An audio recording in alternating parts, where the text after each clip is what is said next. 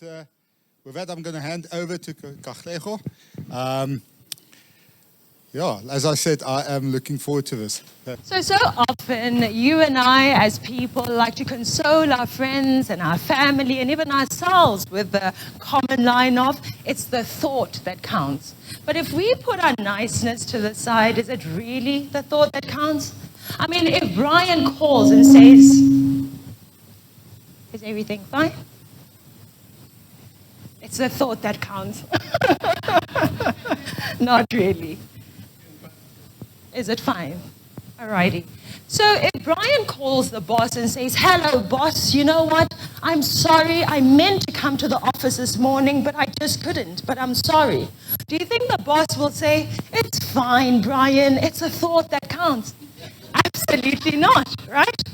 I mean, if you own a company and you misuse the funds in your company, do you think that when people's mothers and fathers are retrenched, they're going to say, it's the thought that counts? We know that the boss had good intentions for the employees, so it doesn't matter that his results didn't match up with his intentions. It's the thought that counts.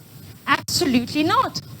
I know that oftentimes you and I have different relationships, both professional relationships and personal relationships. And in these relationships, there are varying degrees of expectations that people have of us. Employees have expectations of their employers. Employers have expectations of their employees. The same applies between children and parents, leaders and their citizens.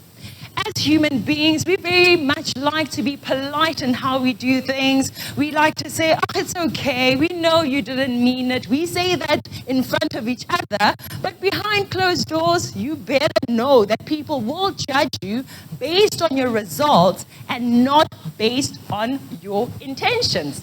So, since we know that we are not going to be judged by our intentions, but rather by our results, does anybody want to know how to ensure that you turn your good intentions into good results?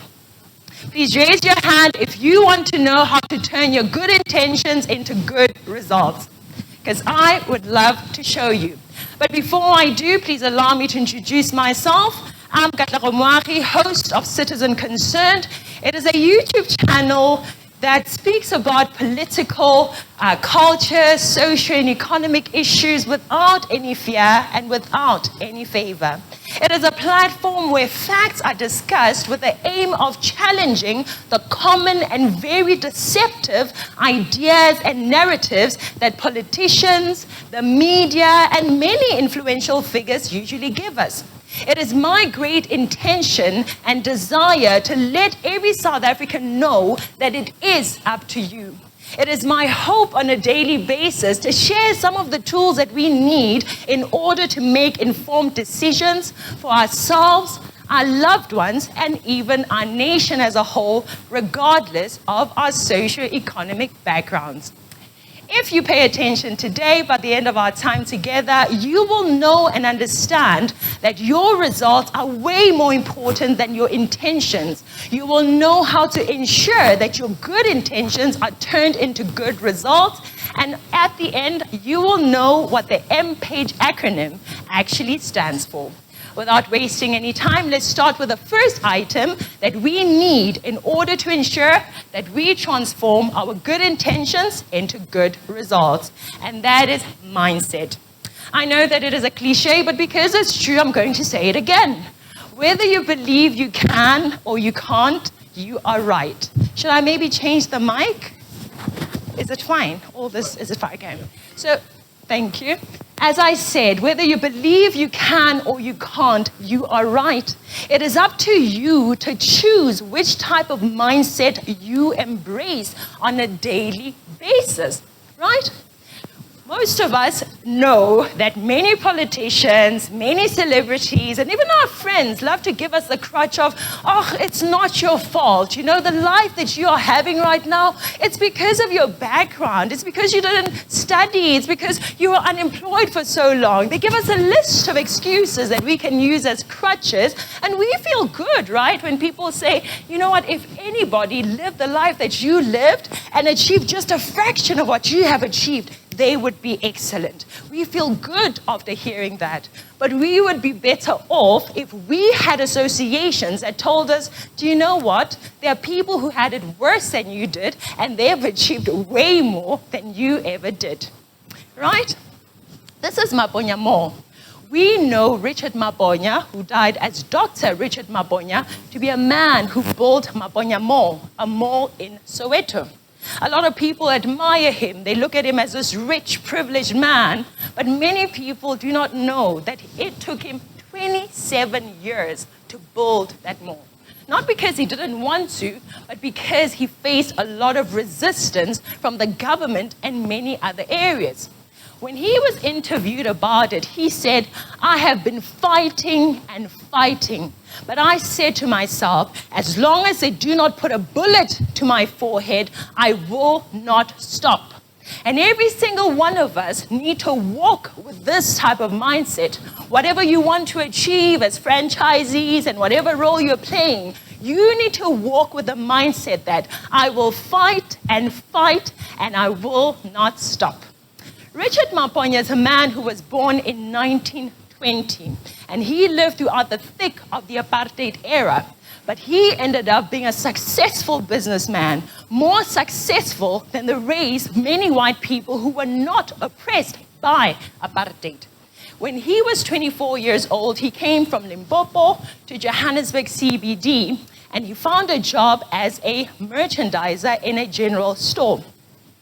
There he worked, and within 3 months, he was already promoted from merchandiser to buyer. He worked with his manager to advise on what are the best clothes for black people. And because of the advice of Richard Maponya, the store began to thrive to the point that his manager was awarded top salesman. They continued to work together, which speaks to one of the things we're going to talk about, association. They spoke, they worked together to the point that that manager ended up being appointed as the CEO. That's how great the contribution of Richard Maponya was. Unfortunately, because he was black in the apartheid era, he could not be promoted to operations manager because of the apartheid laws. But that did not stop him from contributing to his organization. Out of gratitude, his manager said, okay, I can't promote you, but I can give you some of the offcuts. I can give you some of the soiled clothes. And Richard Maponya received those, and he sold them in Soweto, ending up with a lot of capital, whereby he was able to start his own retail company. He went to the government and said, can I have a license? I have my capital. I don't need your money. I've worked for my money, but can I have the license? Again, due to the laws, they said, sorry, we can't give you the laws. Did that stop him? Did it hold him back? I mean, if anybody else was in that situation, they could have said, guys, I've worked in this company. I've helped them grow. I wasn't awarded. That guy was awarded. Here am I. I've taken it upon myself to sell the clothes. I have the money to build my own retail company, but the government is refusing. Someone could have said that, but Richard Maponya said, absolutely not. I will not be held back. So what he did, he took that money that was meant for the shop, the retail shop, and he started a milk delivery company. He hired a fleet of boys on bicycles in Soweto, delivering milk to people that did not have refrigeration and electrical services. He refused to be held back, and that was long ago in the 1950s and 1970s. In 1950s, when he started his milk delivery business, and in the 1970s, he already had car dealerships, he had general stores, and he had filling stations. This is a man who was born in 1920. You and I are in 2024. There is no apartheid. There is no segregation. Yes, there are challenges that we face, but we cannot really compare the challenges that we face, the challenges that Express Employment Professionals is facing, to the challenges that this man had. And if he was able to run businesses with all the challenges that he had, what is your excuse and what is my excuse? You and I do not have excuses if this man could have done this. I'm going to go again to another cliche example that many of you may know. There were two young men who were raised by a father who happened to be a drunkard. One of them ended up being a drunkard and a failure. And when he was asked, why did you do this? How did your life become like this? He said, my father was a drunkard. I had no other choice. His brother, on the other hand, was very successful. He was not a drunkard. And when he was asked, how are you so successful? He said, my father was a drunkard. I had no choice. So it's the same exact situation, but two different results. Why? Because of one important thing that we are covering right now, a difference in mindset. Please say this with me, mindset. Mindset. And please say this with me. It is not the thought that counts. It is not the thought that counts. I will not be judged by my intentions, but by my results. Please tell the person sitting next to you, it is not the thought that counts.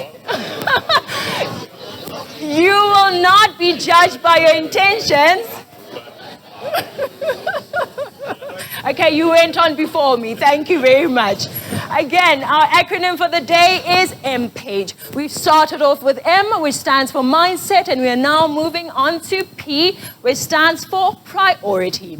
Now, I don't know about you guys, but I've always wanted land. Like, I'm grateful that I have a house, and in the backyard, I have my tiny garden with spinach and onion and green pepper, but I want land. I've always wanted a lot of land, right?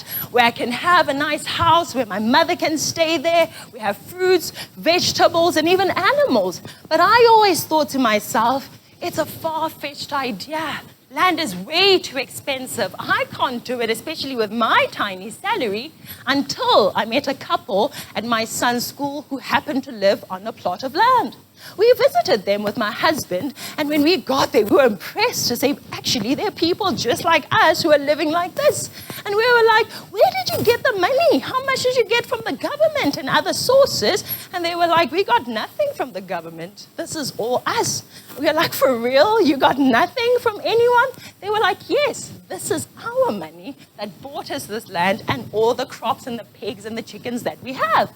And when we asked how they did it, Andile and Bongiwe, his wife, answered and said, priority. They mentioned that they were able to do that because of priority. Typical South Africans are willing to go to the bank to get an 800,000 and even R1 million loan to get a BMW, a VW, or even a Mercedes. But there are lands that are worth less, that cost way less than that. But they're not willing to go to the bank to get a loan for the piece of land that they're waiting for Julius Malema to expropriate for them, right? They can afford it. You know, we go to the bank. This is like, you can't see it, but this is 800,000 rand. And they go to the bank. But here's a plot of land. It's 290,000. Yes, this is only one hectare, but this here is 420,000 rand, and this is 3 hectares of land.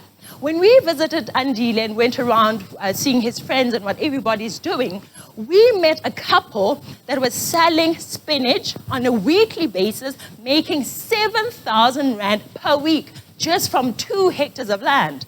And spinach is not the only thing that they had, right? So you have 420,000 rand for 3 hectares that can give you money back on a monthly basis, but we choose to go and buy some German cars that yield us nothing.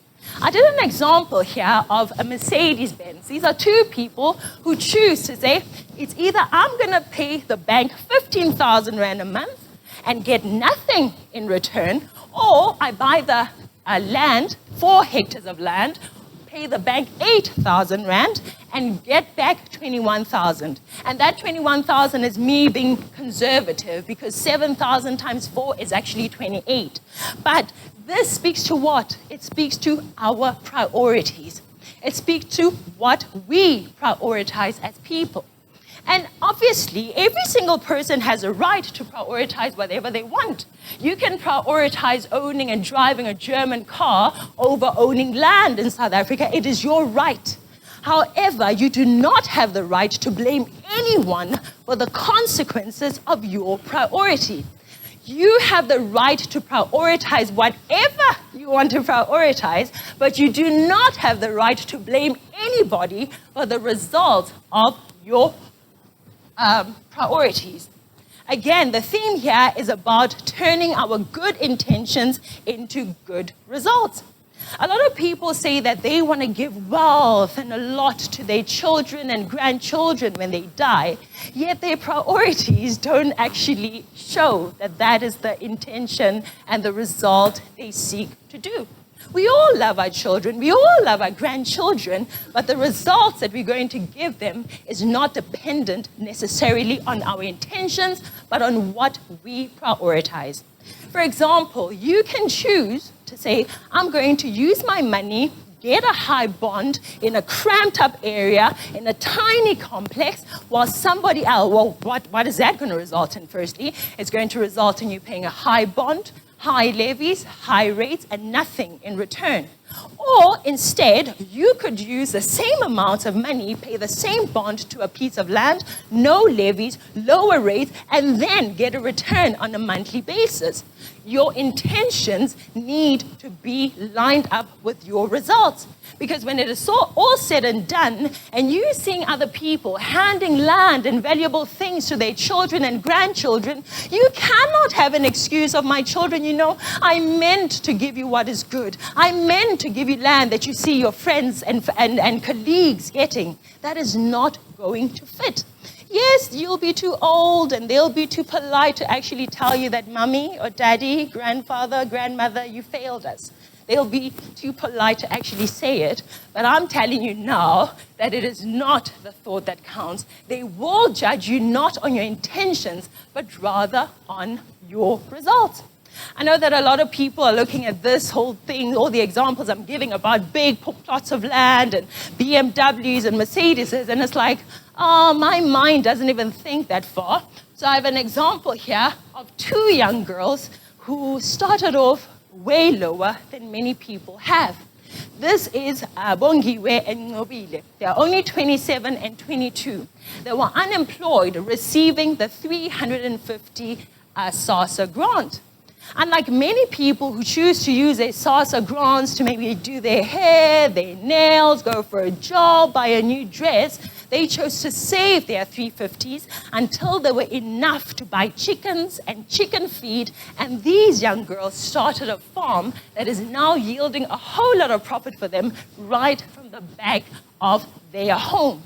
So if they can do it, you can also do it. Please tell me if any of you know any person who's getting a SASSA grant. Do any of you know a person who's using that SASSA grant for something profitable? No. So that is a problem that we have. And a lot of times we don't realize it, but we fail to create the right mindsets and the right priorities because of the associations that we have.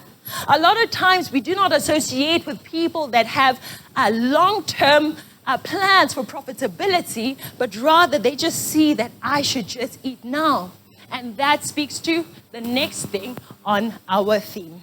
Before we go there, I just wanted to clear that I'm not asking you to quit your job and go farming. I know I've been talking about farming a lot. That is not what I'm saying. Don't quit your job. I don't want to fight with Express here, okay? So that's not the advice. I am just saying that as human beings, we need to stop prioritizing things that do not match up with our dreams and intentions.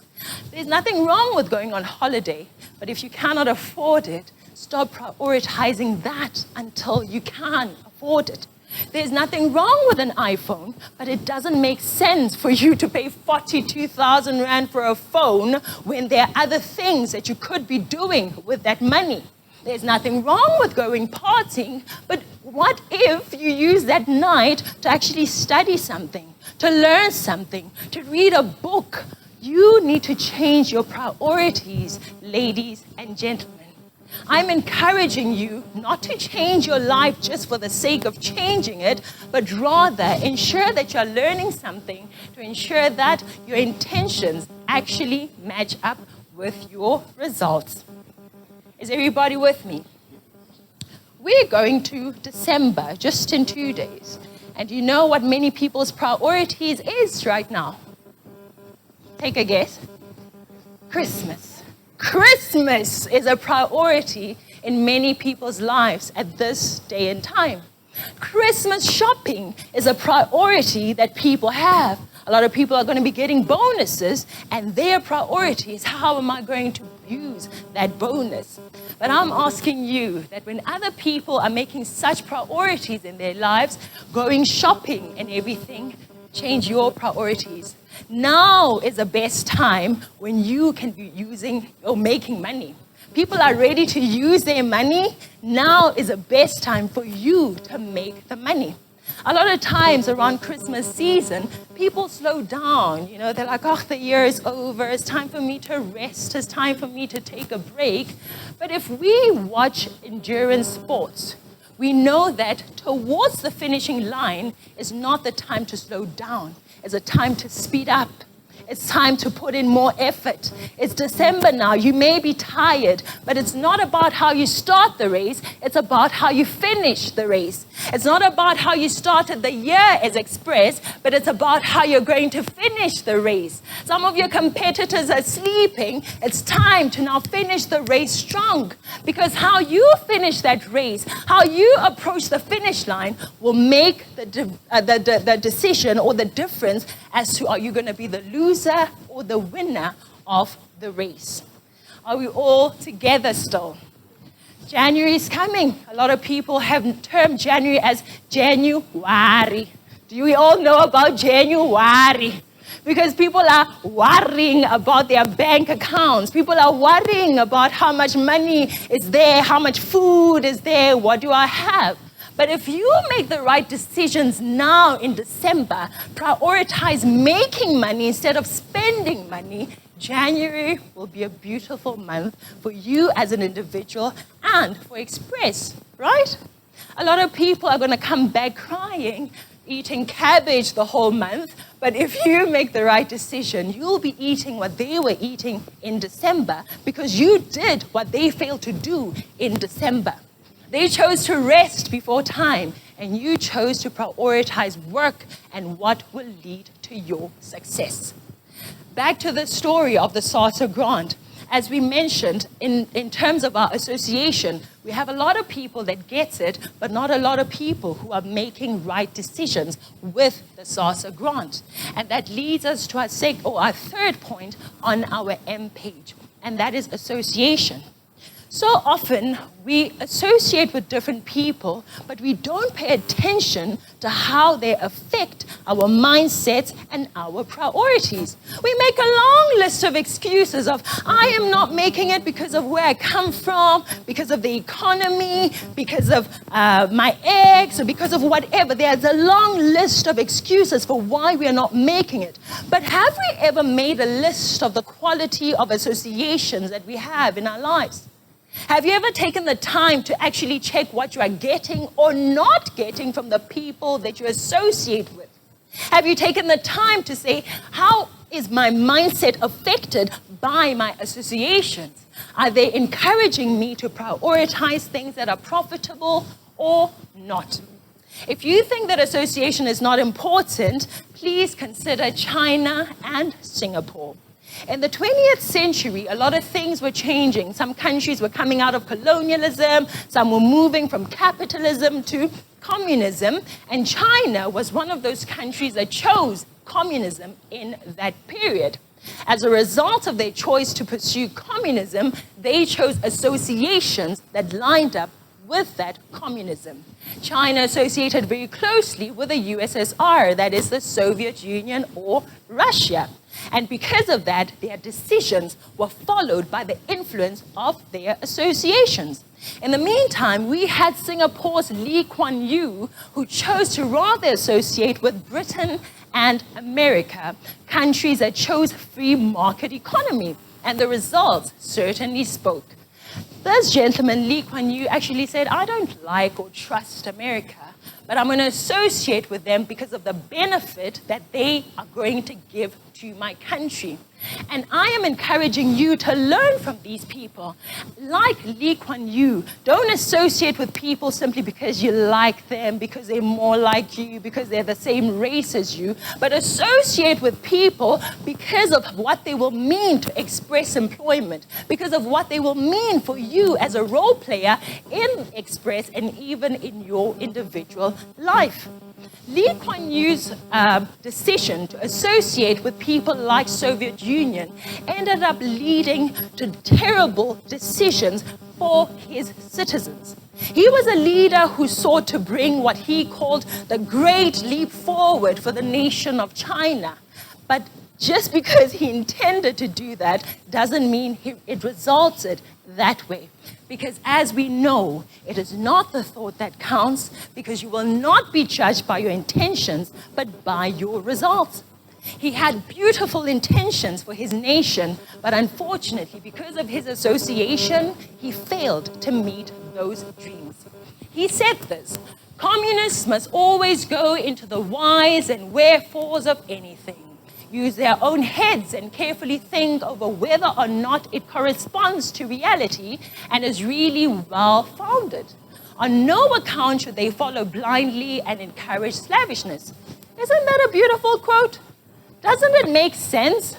But he went and he did the complete opposite. This is to show that it is not about what we intend, it's not about what we think, it's not the thought that counts, but actually the actual action and the reality that we bring about. Because of his association with communist Russia, he ended up adopting nonsensical things, like really nonsense. He nationalized the farms. He nationalized the mines. Does this sound any familiar? Does it sound familiar to what somebody wants to do in South Africa? Right? He was all about expropriation, learning from his association. The same with the people in South Africa that want to do this nonsense. It is their association that is leading them to these nonsensical ideas. Unfortunately, because of how these communists like to behave, they never like people who know what they're doing. They never appoint people with merit. They never appoint you because, do you know the job?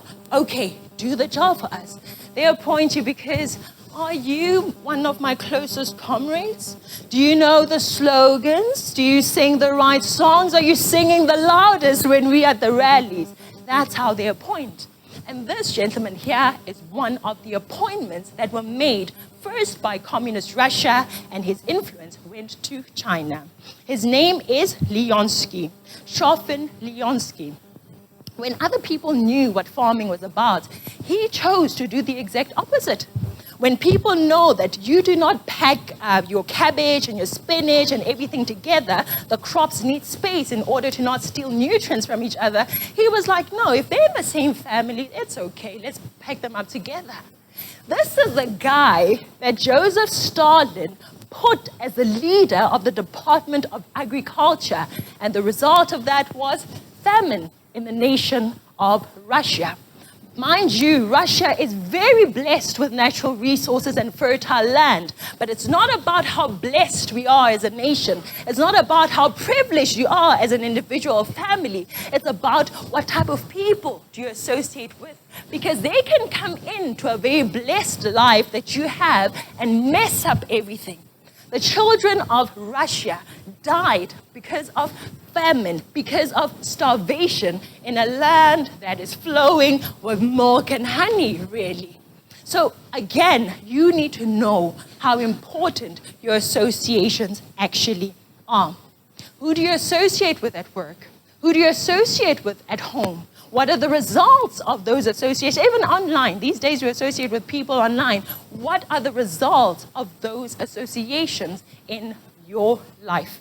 The results of China's association with Russia was that he did what Russia did of expropriating everything, removing people that owned and knew what they were doing. And because people were now not owning things, they had no motivation to say, I'm going to give it my all in this farm or in this mine or wherever it is. And that resulted in China too following suit and having famines in their nation. Again, because China failed to hire experts that knew what they were doing, these are called the red guards. I don't know, there's similarity with the color red. I'm not really sure, hey? I'm not sure what it means. But anyway, these are the red guards. And these were Mao Zedong's young girls and boys who were shouting the slogans, who were saying, "Viva Mao Zedong, viva," even though he was choosing nonsensical ideas that actually led to their own death. These are young men and women who ended up killing their own friends, family, and even parents because of the influence of Mao Zedong, who himself was influenced by Russia and what Russia was doing. Again, you need to understand the importance of your association. It's not about how great a salesman, a saleswoman, wife, husband you are. It's also about what type of people you associate yourself with. People worked very hard in Russia and in China. They put in a lot of their effort, but they were doing it under no proper, clear expertise. They didn't have the expertise, right? They worked hard, but they were working all in vain, being led by a wrong leader. Unfortunately, because Mr. Know-it-all Mao Zedong refused to take people's lessons or people's suggestions about how things ought to work, many of the people of China experienced famine. In 1959 to 1961, China experienced a 3-year famine known as the Great Chinese Famine. Remember that this is a man who said, "We are taking great leaps forward." Instead of that, he gave them great famine, the Great Chinese Famine. 15 to 55 million. This is an estimation that people give us, that 15 to 55 million Chinese people died as a result of the decisions that this man, Mao Zedong, took. And he took those decisions as a result of the association that he had with the nation of Russia. I want us to understand again that this is a man who started off his leadership saying, "We are taking a great leap forward," but resulted in a great famine of China. Which takes us back to our theme today that I would like to tell you and have you tell the person sitting next to you. It is not the thought that counts. Please say it with more energy. It is not the thought that counts. You will not be judged by your intentions. Are you sure you believe it? Thank you for believing it. I appreciate that very much. Now, again, Mao Zedong is never going to be judged because he intended to bring the great leap forward to the nation of China. We don't judge him based on that. We judge him on the 15 to 55 million citizens of China that he killed because of his association with the nation of Russia. Now, this is a different man who chose to associate with different people. He chose to associate with people that he could see proper results in. That was not South Africa. I wish South Africa could be there. But he associated with Britain and he associated with America because of the good things that they did. While these two said to themselves, capitalism is evil, business people are evil, anybody who wants a profit in their life is evil, Mr. Singapore here, Lee Kuan Yew, said, I can't just judge people like that. I judge based on merit. I judge based on the results. And because of what he judged in America, what he judged in Britain, he said, I'm going to associate with them in order to bring success to my nation. And Singapore indeed experienced success because of their positive association. This is a country whose GDP is greater than that of South Africa, but in size, Singapore is smaller than Johannesburg.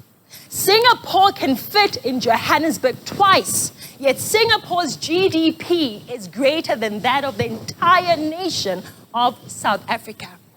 Singapore was once colonized by the nation of Britain, but he didn't say, because Britain colonized us, Britain is evil.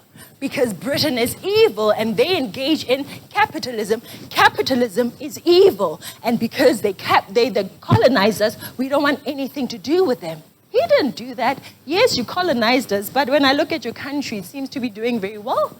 How are you doing that, right? Again, association. Are you willing to associate with people that you may not really be seeing eye to eye with because they will bring success to you as an individual, your family, and express? Are you willing to say, yes, you hurt me yesterday or last year, I don't really like this about you, but you kind of have something going here that I think will benefit me and my franchise and express as a whole? Are you willing to do that? And I think that is where South Africa is failing right now.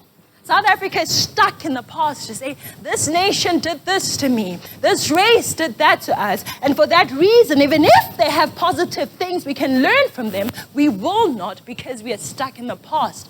And I'm encouraging you as an individual South African, as an individual business owner, to refrain from walking in that mindset.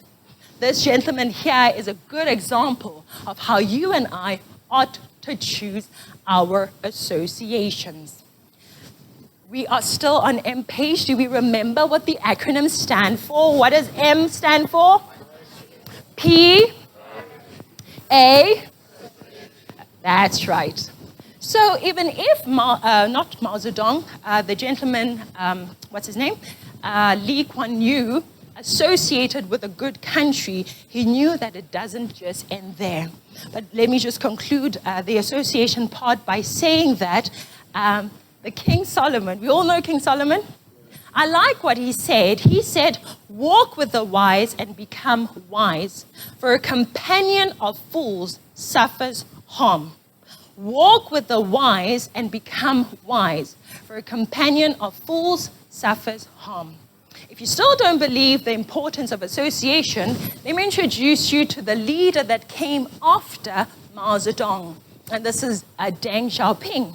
When he came into power, he was like, guys, I know that Mao wanted us to associate with this Russia and with these communists, but nah, I don't think this is working. The evidence shows that it's not working. And for that reason, he went and he visited Singapore and he spoke to Lee Kuan Yew. He changed his association because he saw the results of the bad association that Mao Zedong brought them. He went to Singapore and he spoke to Lee Kuan Yew, and Lee Kuan Yew said, this is how we do it. Stop this comrade nonsense and start working on merit. And that is what this gentleman learned, and he went back to China and implemented.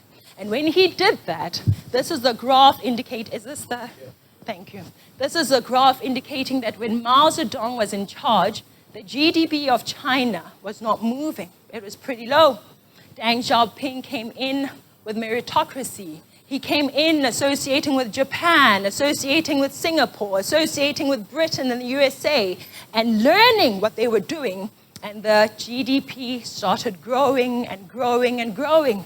I know the South African Communist Party likes to say that China is a success because they are communists, but that is not true. I'm very sorry to burst their bubbles, but China is not a success because of communism. They engaged in communism here, and we see what was happening. The gentleman came and changed the associations and started wonderful things here that had a ripple effect that to this very day, China is seeing the wonderful benefits of.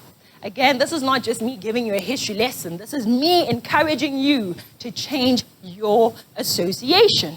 But you know what? Even with good associations, it is not enough.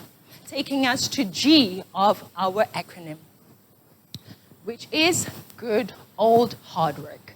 Please say it with me. Good old hard work. One more time, please. Good old hard work. Lee Kuan Yew had a beautiful relationship with the free market economy countries, but even with that association, he had a challenge in his nation. His nation was experiencing serious drug problems, and he was like, I can't just sit back. Not all leaders see problems in their countries and actually sit back. Beautiful, wonderful, worth emulating leaders like this man see a challenge and say, I'm going to solve it, right? So he went all around the world saying, how can I solve this challenge of drugs in my nation? And that led him to the US Army. He went there, he studied, and he took what he learned in the US Army and he brought it back to the nation of Singapore. He didn't just sit back and enjoy the perks of being a leader. He lifted up his sleeves, he worked hard, brought solutions to his nation. Please say it with me. Good old hard work. One more time. Good old hard work. In the day and time that we live in, a lot of people think that just because they inherited something or they're talented or they have a qualification, they will automatically be a success. But life has shown us several times that even with whatever benefits and advantages you have, you still need to implement good old hard work. Personally, I experienced it when I finished studying my qualification in engineering metallurgy. People told me that once you study, you're going to be great, you're going to be rolling in money, jobs will just be following you, but it wasn't true. I emailed and emailed, applying for job after job after job, and I wasn't getting any response. And what was I supposed to do? Sit back and relax or engage in good old hard work? I chose the latter. I asked people to say, where are people hiring engineering metallurgy students? And good one. Good, this guy. Very good one. So they told me that Wadeville is one of the good places to go. So one morning, I chose to use my credit, the printing credit from UJ. I printed a lot of CVs. And one of the mornings when my mom woke up to go to work, I woke up with her. We got into the metro bus, and I caught a taxi to Wadeville. And what I did was walk all along Dekema Street, door to door, company to company, delivering my CV to anybody who was willing to receive it, be it the receptionist or the security. I did it. So in the morning when people got to work, I was on this side. When they were going home, I was on the side of school. That's how long it was. One mistake I did is that I dressed as if I'm going for an interview because I was expectant, I was like, maybe the MD might just say, come in, let's do the interview. But I wore heels, and so it wasn't very good, right? So none of them hired me. Unfortunately, or fortunately, I don't know. None of them hired me, but one of the ladies said, have you been to Al Road? Have you been to Al Road Park? And I was like, no, I haven't. So the next morning, I did the same thing, without the heels, of course, and I went to Al Road. And this is the park that I walked. Again, doing the same thing over and over again, until I got to the last company, which was Wisbeko Aluminium. The security was kind enough to introduce me to the lady that was in charge of working with students. And the lady told me that we don't hire metallurgy students, we hire industrial and chemical engineers. Again, hard work. And hard work was me selling myself and saying, give me an opportunity. And this is why I think you should give me an opportunity. Unfortunately, she gave me an interview. I had to go back after I was given a call for an interview to study everything about Wisbeko. Okay, they do powder coating, they do remelt, they do everything that they do. How can I marry you with the things that I learned at school? And I came to the interview, I was ready, and I was the first engineering metallurgy student that they hired. Not because I was cute or whatever, but because I did the good old hard work that was required. I worked there, and even as I worked there, it wasn't a matter of like, okay, now I have the job, I can relax. It was, I need to learn more. I need to be more valuable, and I need to continue working hard. And I need to let you know that when you do engage in that good old hard work, there is always somebody that notices. One of the senior managers at Wisbeko noticed, and he had an association. You see, association is very important. It's coming in here again. He had an associate who needed an engineer to manage one of his departments, right? And this was in the recycling and metal industry. And because he has seen what I did in Wisbeko, he connected me for an interview. And that is how I got my second job in my second year after university, and my first job as a manager, right? My first job as a manager and my second job in total. And that, again, is because of hard work. A lot of people will say, oh, you're lucky. I've been waiting for a job for 3 years. How are you so lucky? I'm lucky because was prepared when the opportunity came. I can only prepare if I'm willing to engage in good old hard work. To this very day, I have friends and family members that are like, oh, you just made it. You did your first qualification. You did your second qualification. And you just keep working, getting work when I'm not getting work. Did you do what I did? Did you do something similar to what I did? Where's the evidence of your good old hard work? Nothing. Then you want to say things are against you? You want to say that, oh, I don't know why things don't work for me? Absolutely not. We need to lift up our sleeves and get into that good old hard work. If you're still with me, please say this to your neighbor. It's not the thought that counts. You will not be judged by your intentions, but by your results. Do you agree with that? For sure? Okie dokes. I want to speak to people sitting here. You know, you might be a mother, a father who wakes up really early in the morning. You get the breakfast done. You take your children to school. You work very hard the whole day. Get home, do the dinner, put them to bed and all of that. Maybe there's even homework and you're just tired on a daily basis. But if you want that promotion, if you want that new client, if you want that excellence, you're going to have to put in the good old hard work. Right? You can't use the excuse to say, no, but I'm a mom. I'm a single mom. I'm a single dad. I don't have a nanny. My children don't go to aftercare. I need to do their homework with them. Your excuse won't be excusable when you want that promotion or that new client or whatever it is that you desire. So do it. Put in the extra time, right? Put in the overtime if you need to. Go for that course if you need to. Evaluate what good old hard work you need to do in order to get the results that you need to get, and just do it. Become a high-value person in Express. Become that high-value person that when you're not at work, you know, maybe when you're there, they don't notice you, but make sure that when you're not there, they notice you. Not because of how pretty you look, not because of how masculine you look, but because of the value that you add on a daily basis at your workplace. Good old hard work, guys. It definitely does work. We're almost there. Please say it with me. What does the M stand for?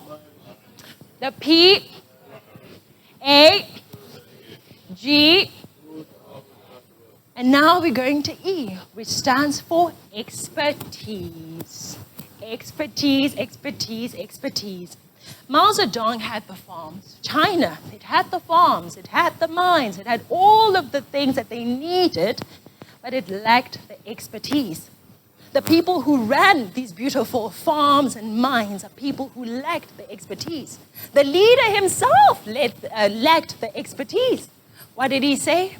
He said, burn whatever needs to burn in order to get us the metal or the output in the mines. People ended up throwing their agricultural tools, anything metallic was being thrown in the mines in order to bring out the output. It's not about just running and working. It's about the expertise as well. Now, in your life, in your role in Express, are you prioritizing expertise? Are you associating with people who may know more than you? Or are you just going to be jealous to say, no, but that one scored more? Go to the one that scored more. Go to the one that's making more sales and say, but how do you do it? And you know what? People that are actually excellent, they're not shy to share. They're like, oh, so really you want to know? And they'll tell you how it is done. So it is up to you to choose to go to whoever you need to go to in order to gain those expertise. A great sign that Mao Zedong and his team lacked the right expertise, they engaged in something called the 4 Pest campaign. So in this 4 Pest campaign, they were set to kill what they found or thought was unhygienic, and that was the mosquitoes, the flies, the sparrows, and the rats.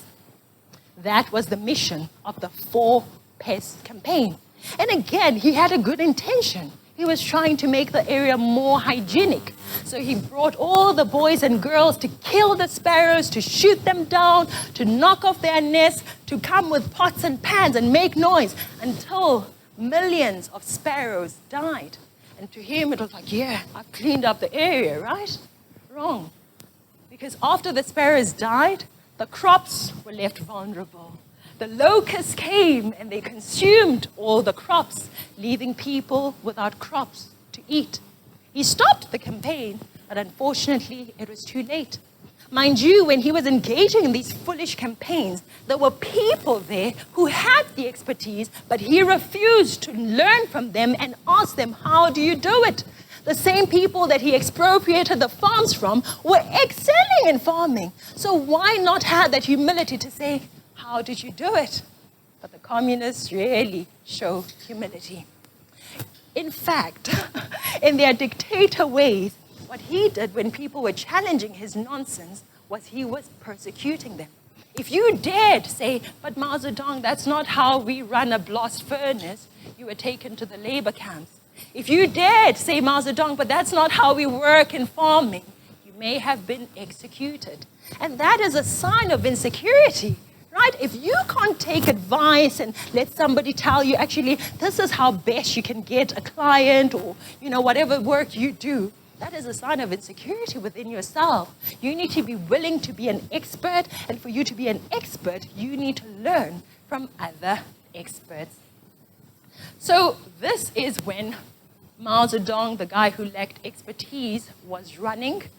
When he was running all the Great Leap Forward, the Cultural Revolution and all of that, then Deng Xiaoping came in, and having learned from his associates, his new associates, Japan, America, and Singapore, this is how markets started to rise, how the GDP of China started to rise. Why? Because he acknowledged that we don't have the expertise, but there are people who do. Let's bring them in. What Deng Xiaoping ended up doing was going to Japan and speaking to the owner of Panasonic and saying, please, can you come to our country? He understood that people can't just be farming and just running mines without knowledge and expertise. He asked the gentleman from Panasonic to say, please bring your facility here, bring some of your people here so that they can teach my citizens, so that my citizens can have the skills and the expertise that they need. And indeed, Panasonic was established in the nation of China, resulting in the people of China becoming very well skilled, having the expertise. Not only did Panasonic come, but even Apple went to China and established its factories there, resulting in the people of China now learning how to create their own Panasonics, how to create their own Apples. And today we are consuming a lot of products from China because there was one leader who understood the importance of good association and good expertise. What about you? Are you humble enough to associate with the people that know better than you? Are you humble enough to realize when you're lacking the expertise, going for that cause, asking somebody else, learning what you need to learn to be the expert in express employment professionals? Mao Zedong was mocked by some of his people in China to say, no, but we communists. Don't you know that we're communists? Why are you associating with these capitalist countries? What did Deng Xiaoping say? He said, it does not matter whether the cat is black or white, as long as it catches mice. And that's important in your life as well. I know that South Africa currently is in a state of some racial tensions. They're actually not there, because when we talk to each other, we find with each other. The politicians want to make it all about race. And I'm saying that it is not about race. We are all just a human race. And it doesn't matter what pigment we are, as long as we can help each other, help our businesses, help each other's families. Let's associate with each other, learn from each other, and become the best that we can be. It is not the thought that counts. Some people are sleeping. Some people are sleeping. Please say this to your neighbor. It is not the thought that counts. You will not be judged by your intentions, but by your results. Do you believe it? Do you believe it? You know what is very beautiful is that we have all this history that I've shared and history that I've not shared, that we can look and say, but who are the successes in the world, right? What results, what successful results do we see? What actions did they take? And let me take the same action. In like manner, we can see the failures like Mao Zedong and say, this result, I don't want it. What action did he take? And avoid that action like the plague. And it doesn't always have to be someone that's far like that. Even amongst us, as family, friends, colleagues, there are signs that we can follow and signs that we need to avoid. In conclusion, let us go through our acronym M.PAGE. The M stands for P for A for G for E for. In conclusion, just a minute, I want us to realize that our intentions are not enough. You have to do more than that. You need to have the right mindset in order to not be disappointed. Your intentions can be a reality, but you need to have the right mindset. Your intentions can be a reality, but you need to have the right priorities. Your intentions can be a reality, but you need associations that help you develop a right mindset and uphold the right priorities. Your intentions can be a reality if you are not scared of good old hard work. Your intentions can be a reality if you become an expert and a high-value individual.